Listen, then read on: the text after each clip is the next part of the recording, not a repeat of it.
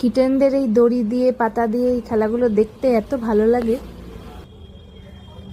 ঘন্টার পর ঘন্টা কেটে যায় এদের খেলা দেখতে দেখতে। দিকা চোখ সরাতে পারছে না, কি করছে? তোকে এক্সাইটেড করে দিয়েছি দিদি। ও বাবা রে।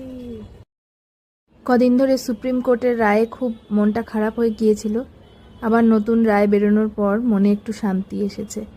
কুকুরগুলো আর বন্দি হবে না, ওরাও স্বাধীনতা পেল। শুধুমাত্র যারা অসুস্থ তাদেরকেই কেজে রাখা হবে, আর সবাইকেই ভ্যাকসিনেট করে এরিয়াতে ছেড়ে দেওয়া হবে। সুপ্রিম কোর্টের এই রায় অ্যানিম্যাল লাভারদের একটা বিরাট জিত এনে দিল। সত্যিই তো, ওরা কেন বন্দি থাকবে? এই পৃথিবীটা সবার, সবাই মুক্তভাবে বাঁচবে, সুস্থভাবে বাঁচবে। হ্যাঁ, অসুস্থ হলে তো নিশ্চয়ই তার চিকিৎসা করতেই হবে। তবে শুনেছি সুপ্রিম কোর্টের প্রথম রায়ের বেরোনোর পর প্রচুর মানুষ যারা অ্যানিম্যাল হেটার, তারা কিন্তু অনেক রকমের ক্রুয়েল্টি করেছেন, ক্রুয়েল্টি দেখিয়েছেন। প্রচুর জায়গায় কুকুরকে মেরেছে, পিস পিস করেছে, এই সব গল্প শুনেছি। খুব খারাপ লেগেছে শুনে। ভগবান এদের সুবুদ্ধি দিক। নিয়ে নিয়েছে। আমাদের গভর্নমেন্ট যদি চায় তাহলে কিন্তু অনেক কিছুই করা যায়।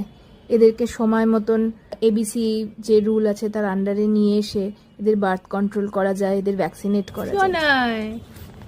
দিদি কি বলছে? দিকাকে নেবে বলছে দিদি। আসো, দিদি ডাকছে, আসো। চোখ বড় বড় হয়ে গেছে, তোর গলাটা পাচ্ছে ওই পাশে পাঁচিলের। কি হয়েছে? হ্যাঁ, দিকা পাঁচিলে উঠেছে। দিকা পাঁচিলে উঠেছে, দিকা পাঁচিলে উঠেছে।